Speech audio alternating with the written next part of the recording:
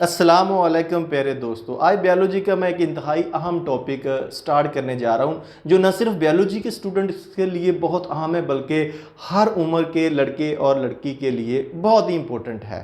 यानी कि minstrel cycle के ऊपर बात करने जा रहा हूँ, जिसे हम रिप्रोडक्टिव साइकिल का नाम भी देते हैं। अब आपको पता होना चाहिए कि जैसे ही इंसान की उम्र टीनेज होती है, यानी इंसान बालिग होने की जानब रवा दवा होता है, यानी 13 साल टीन एज में जाता है। 13, 14, 15, 16, 17, 18, जिसको हम 13, 14, 16, 17, 18, 19, इस एज को हम कहते हैं टीन एज में दाखिल होता है।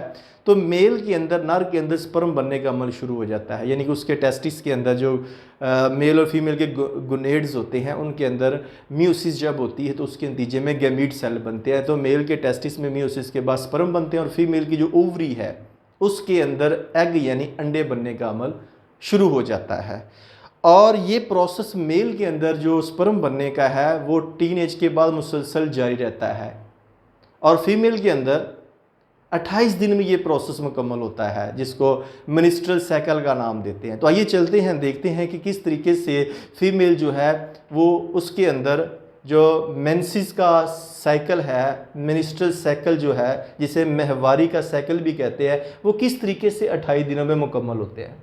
तो आइए चलते हैं। सबसे पहले आपके सामने मैंने ये एक जनरल एक फीमेल की डायग्राम ड्रॉ की है, जिसमें बताने का मकसद है कि सबसे ऊपर पिट्यूटरी ग्लैंड है जो कि ये सारे प्रोसेस को कंट्रोल करेगा, फीमेल रिप्रोडक्टिव साइकिल को।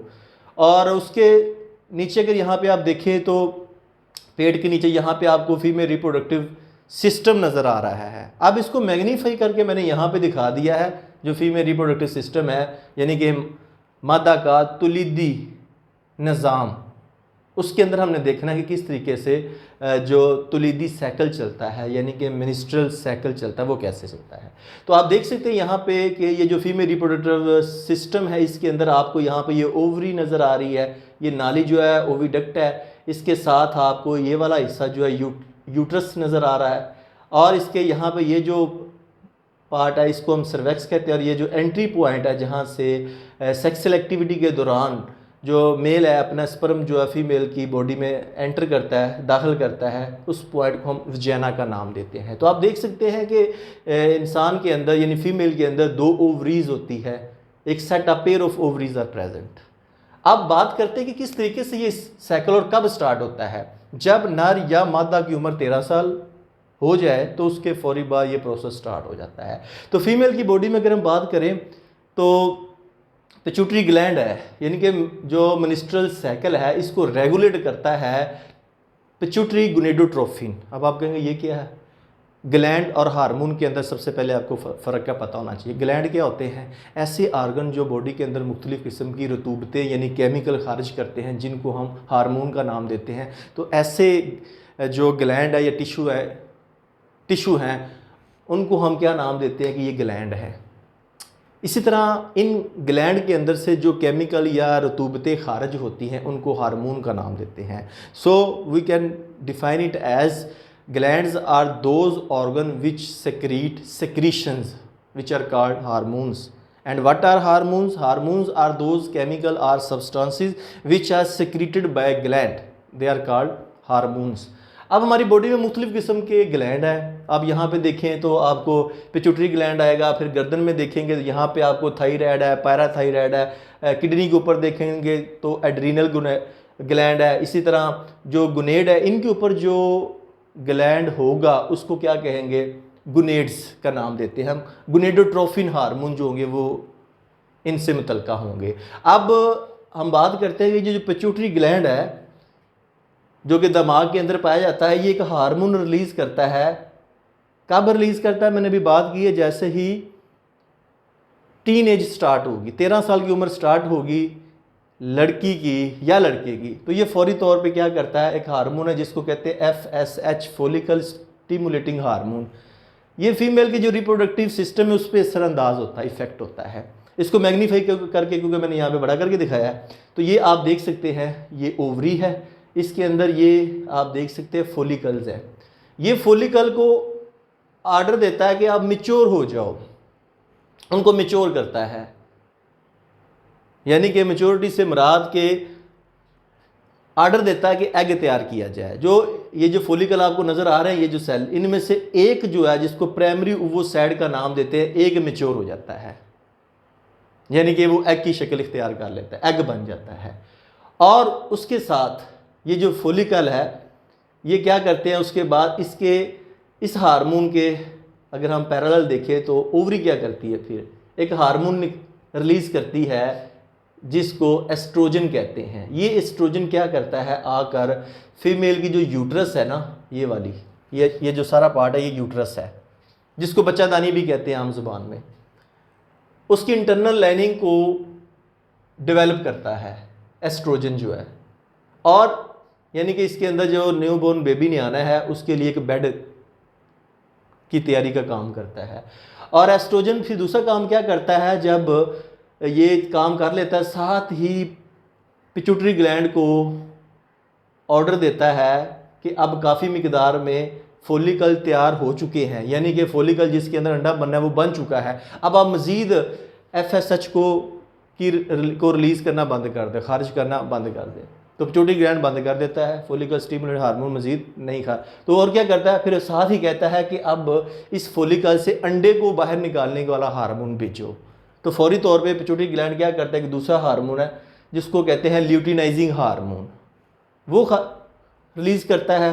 वो ल्यूटिनाइजिंग हार्मोन जो होता है वो फोलिकल के ऊपर असरअंदाज होता है और वहाँ से ओव्यूलेशन करवाता है। Release of egg from the follicle is called ovulation, यानी कि ओवरी के अंदर से अंडे को रिलीज़ करता है ल्यूटिनाइजिंग हार्मोन। तो यहाँ से अब एग बन चुका है, ये अब ओविडक्ट के ज़रिए आगे की जानब रवां दवा है। उसके बाद क्या होता है कि जो मिच्योर एग होता है, मिच्योर एग से मुराद मेरा ये है कि इन तमाम सारी की सारी फोलिकल एग नहीं बनाती, उनमें से जो तैयार हो जाती है बिल्कुल रेडी होती है, जिसको प्राइमरी ओवोसाइट कहते हैं, वो सेल एग की शक्ल में आगे की तरफ जाना शुरू हो जाता है। उसके बाद अब जैसे ही फोलिकल में से एग रिलीज हो जाता है तो बाकी जो बच जाता है, ये स्ट्रक्चर आपको नज़र आ रहा है, इसको हम कहते हैं कार्पस ल्यूटियम। अब ये कार्पस ल्यूटियम क्या करता है, एक हार्मोन रिलीज करता है जिसको प्रोजेस्टेरोन कहते हैं। ये प्रोजेस्टेरोन फौरी तौर पर इधर शॉर्टकट करके फौरी तौर पे कहाँ पे जाता है, यूट्रस के अंदर जाता है, वहाँ पे चेक करता है जो इंटरनल डेवलपमेंट है, यानी कि इंडोमेट्रियम इंटरनल लाइनिंग को चेक करता है, क्या बिल्कुल रेडी हो चुकी है, अगर कोई कमी बेशी है तो उसको दोबारा सेट करता है। किसके लिए, फॉर इम्प्लांटेशन, ताकि जो नया यहाँ पे जाइगोट आएगा जिसने यहाँ पे 9 माह गुजारने हैं और बच्चे में तब्दील होना है, क्या उसके लिए यहाँ पे बेड तैयार हो चुका है। ये कौन भेज रहा है ऑर्डर, ये जो कार्पस ल्यूटियम ने प्रोजेस्टेरोन हार्मोन खारिज किया, रिलीज़ किया, वो चेक कर रहा है। वो यहाँ पे आके दोबारा क्या करेगा, इंडोमेट्रियम को डेवलप करेगा और ताकि प्लेसेंटा बन सके। अब आप बात करेंगे प्लेसेंटा क्या है। प्लेसेंटा एक ऐसा ट्यूब लाइक स्ट्रक्चर होता है, एक ऐसा कॉन्टैक्ट होता है, राब्ता होता है जो कि फीटस और यूट्रस के दरमियान में मौजूद होता है, यानी कि एक ऐसी ये ट्यूब होती है जो नए बच्चे और माँ की यूट्रस के साथ जो राब्ते का काम करती है, उस नाली को प्लेसेंटा कहते हैं। अब फर्टिलाइजेशन कहाँ पे होगी, जैसे इधर से एग रिलीज होता है ना ओवरी के अंदर से, तो जो ओवरी का पहला हिस्सा ये ओविडक्ट है, मोस्टली इसके प्रोक्सिमल पार्ट में पहले हिस्से में ही फर्टिलाइजेशन हो जाती है। यहाँ से एग रिलीज होता हुआ यहाँ पे आएगा यूट्रस के अंदर।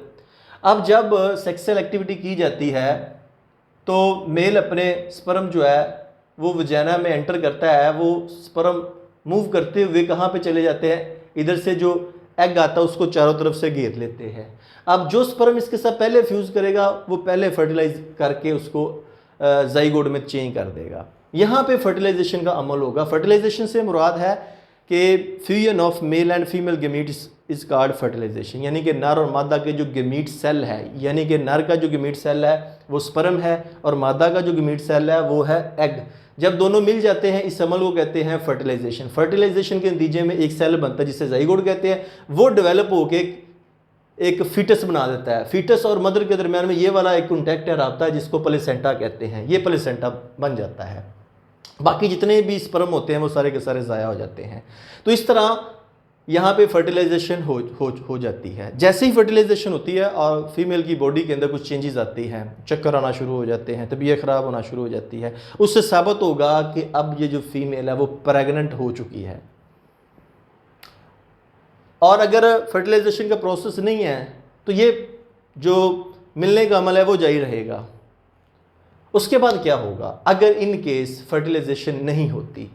अगर फर्टिलाइजेशन हो जाती है तो यहाँ पे जाइगोट बनेगा, छोटा सा फीटस बनेगा, एम्ब्रियो बनेगा, वो डेवलप होते हुए 9 माह का पीरियड लगेगा, उसमें बच्चा बिल्कुल मुकम्मल तैयार हो जाएगा और फिर उसकी 9 माह के बाद यहाँ से बर्थ हो जाएगी और वह दुनिया में तशरीफ़ ले आएगा। अगर अब हम बात करते हैं कि फर्टिलाइजेशन यहाँ पे किसी हिस्से में नहीं होती फीमेल के अंदर, तो फिर क्या होगा? फिर होगा ये कि ये जो कॉर्पस ल्यूटियम है ये डिजेनरेट होना शुरू हो जाएगा। यहाँ पे ये जो बेड बना हुआ है, और अब आप कहेंगे प्रोजेस्टेरोन हार्मोन भी ये रिलीज़ कर रहे थे, वो भी क्या होगा? वो भी उसका इखराज भी बंद हो जाएगा। और जो इंडोमेट्रियम यहाँ पे बनी हुई है वो ब्रेक डाउन होना शुरू हो जाएगी, टूटना शुरू हो जाएगी। जब वो टूटेगी तो यहाँ से क्या होगा? फिर डेब्रिज, यहाँ से एक मुख्तलिफ ऐसे ब्लड का और टिश्यूज़ का, सेल टिश्यूज़ का मलबा जो बॉडी से बाहर जो है वो निकलना शुरू हो जाएगा। ये जो डेब्रिज का मलबा है इसको हम कहते हैं मिनिस्ट्रेशन। मिनिस्ट्रेशन यानी कि मेंसेस का नाम देते हैं, महवारी का नाम देते हैं। और ये तकरीबन 3 से 7 दिन लेता है ये वाला प्रोसेस, जिसमें सारे के सारे बॉडी के अंदर जो मेंसेस होते हैं वो बॉडी से बाहर आ जाते हैं। अब आपको ये भी पता चल गया कि यहाँ पे जो बेड तैयार होता है अगर फर्टिलाइजेशन नहीं होती तो वो टूट कर बॉडी से बाहर निकलना शुरू कर देता है, जो कि 3 से 7 दिन लेता है, जिनको हम मेंसेस का नाम देते हैं और इस अमल को मिनिस्ट्रेशन का नाम देते हैं। और इंसान के अंदर जो मिनिस्ट्रल साइकिल है ये हर 28 दिन के बाद दोबारा स्टार्ट हो जाता है। और कंप्लीट अगर रुक जाता है या ख़त्म हो जाता है मिनिस्ट्रल साइकिल तो उसको हम कहते हैं मेनोपॉज। अब सम टाइम ये जो नॉर्मल 28 डेज यानी 28 डे का मिनिस्ट्रल साइकिल होता है ये डिस्टर्ब भी हो सकता है। अगर फीमेल माल न्यूट्रिशन का शिकार है, ग़िज़ाइयत का शिकार है, सही खुराक नहीं मिली, या इमोशनल स्ट्रेस है, कोई जज्बाती कोई दबाव है, कोई टेंशन है, परेशानी है, ये जो चीज़ें हैं ये माल न्यूट्रिशन और इमोशनल स्ट्रेस ये नॉर्मल फीमेल का जो रिप्रोडक्टिव साइकिल जो कि 28 डेज़ में मुकम्मल होता है उसको डिस्टर्ब करते हैं, जिससे वो साइकिल ज़्यादा दिनों में भी मुकम्मल हो सकता है। 28 डेज़ की बजाय वो सम टाइम 1.5 मंथ 2-3 माह तक भी जा सकता है।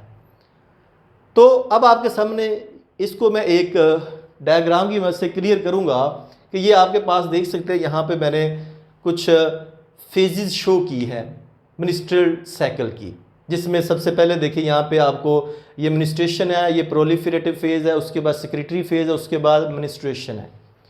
अब आप गौर कीजिएगा, हमने बात की कि 28 डेज़ में ये साइकिल मुकम्मल होता है, तो जब मेंसेस बिल्कुल आना बंद हो चुके होते हैं उसके बाद प्रोलिफरेटिव फेज़ शुरू हो जाती है, जो कि 5, 6, 7, 8, 9, 10 से लेके 14 दिन तक चलती है।